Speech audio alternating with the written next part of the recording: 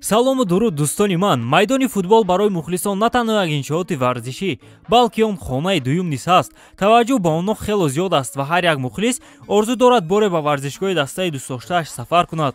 аз ин сабаб вақте талабот ҳаст, пешниҳодҳо низ мешаванд ва сол аз сол роҳбарияти дастаҳо кӯшиш мекунанд то майдонҳои худро зебутару замонавитар гардонанд. баъзе аз майдонҳо дар ҳақиқат ифодагари санъати волои архитектурӣ ва технология ҳастанд. ба майдонҳо хусусан дар Испания таваҷҷӯҳ хело зиёд аст, зеро инҷо сермухлисарин дастаҳои дунё ҷойгир ҳастанд: Реал Мадрид ва Барселона. майдони дастаи шоҳона Сантьяго Бернабеу ҳанӯз соли 1947 сохта шудааст ва охирон маротиба дар оғози садсолаи нав, яъне соли 2000 таъмир шудааст. ана майдони дастаи Каталонии Камп Nou бошад, соли 1957 сохта шудаву охирон маротиба соли 1998 таъмири калонро аз сар гузарондааст. чӣ тавре ки бисёре аз шумо аллакай хабар доред, ҳам Реал Мадрид ва ҳам Барселона нақша доранд ки дар майдонҳои худ босозии бузурге анҷом диҳанд. дар ҳоле ки дастаи шоҳона аллакай корҳои таъмириро оғоз кардааст, вале Каталония то ҳол наметавонанд ба амалисозии нақшаҳои худ шурӯъ кунанд, вале фондҳои гуногун дар ин кор ба Каталониё кӯмак карда истоданд. дар барномаи имрӯза оиди шакли ояндаи Сантьяго Бернабеу ва Камп Nou маълумоти пурра хоҳем дод. агар ин мавзӯъ ба шумо писанд бошад, пас лайкҳои қиматбоҳи худро гузоред. мо бошем оғоз мекунем. соли 2021 ба анҷомёбии худ наздик асту ба дастаҳо муҳим аст то онро бо ғалаба ҷамъбаст намоянд. дар ин шабу рӯз дар топ 5 чемпионатҳо рақобатҳо бо ҳама санъату ҷолибияташон идома доранд. тамошои ин рақобатҳоро ҳамроҳ бо як икс метавонед ҷолибтар кунед. регистратсия осон, пур кардани маблағ аз тамоми гӯшаву канори дунё ва коэффициентҳои баланд, вале муҳимтар аз ҳама бонус $100 дар аввалин пардохт бо промокоди ташфут. маълумотҳои зарура дар комментария. ба ҳама муваффақият.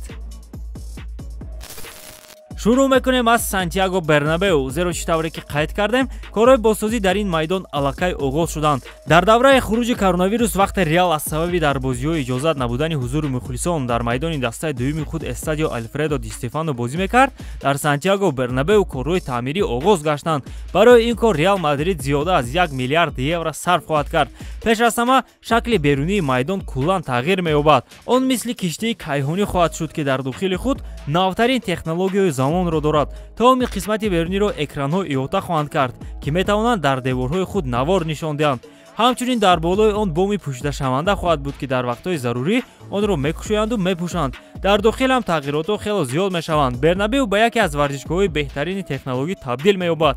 пеш аз ҳама он на танҳо майдони футболӣ хоҳад буд, дар он метавонад бозиҳои баскетбол, теннис ва ҳатто футболи амрикоӣ баргузор гардад. ҳама ин дар як майдон, вале бо газонҳои гуногун. бале дар ҳақиқат ҳамин тавр аст. дар тарафи рости майдон конструксияи махсусе сохта шудааст ки дар он газонҳо барои намудҳои варзиши гуногун ҷой дода мешаванд ва вобаста ба онҳо дар вақти лозима иваз мегарданд. дар ҳар қисмати газон ки дар зери замин нигоҳ дошта мешаванд, системаи вентилятсия, системаи рӯшноидӣ ва климат-контрол амал мекунад ки барои нигоҳ доштани ҳолати онҳо кӯмак хоҳад кард.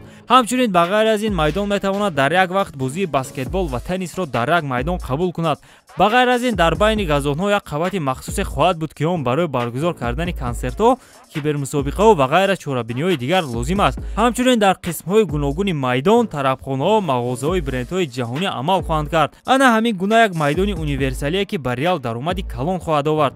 қайд карда мешавад ки дар як сол мадридиҳо аз майдони нави худ бештар аз $150 миллион ба даст меоранд. ногуфта намонад ки ҳамин ҳоло корҳои таъмирӣ дар майдон идома доранд ва тибқи маълумоти нашрияи AS майдони нав 14 декабри соли 2022 пурра ба кор шурӯъ хоҳад кард.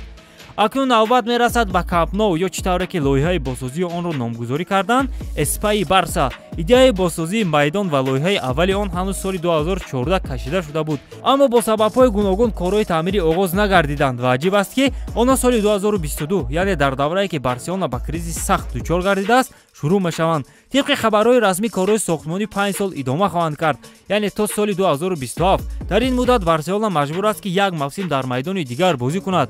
ҳамчун вариант майдони Олимпия аз назар гузаронида мешавад ки онҷо майдони хонагии Эспаньол аст. лоиҳаи Эспаи Барса на танҳо бозсозии Камп Nou, ҳамчунин аз навсозии гирду атрофи майдон ва бунёди варзишгоҳи рӯйпӯшида ки Палау Благрана ном дорад дар бар мегирад. барои ҳамаи ин кор 1.5 миллиард евро сарф мешавад ки дар ин бора Жоан Лапорта гуфта нақл кард. Қайд карда мешавад ки дар 4-5 сол Камп-Ноуи нав пурра масрафи худро рӯйпӯш хоҳад кард. Ҳамчунин бояд қайд намоем ки ҷои нишаст дар Камп-Ноу ки ҳоло 99 000 аст ба 110 000 расонида мешавад. Ҳамин тавр Камп-Ноу пас аз майдонҳои Олимпии Ҳиндустон ва Кореяи Шимолӣ сеюмин калонтарин варзишгоҳи дунё хоҳад шуд. Дар Камп-Ноуи нав ҳамчунин тарафхонаҳое амал хоҳанд кард ки деворҳои шишагин хоҳанд дошт ва он ҷо нишаста бозиҳоро тамошо кардан мумкин аст. Ана ҳамин гуна бозсозиҳо Барселонаро интизор аст. Дӯстон, ба фикри шумо майдони ки пас аз бозсозӣ зеботар хоҳад шуд?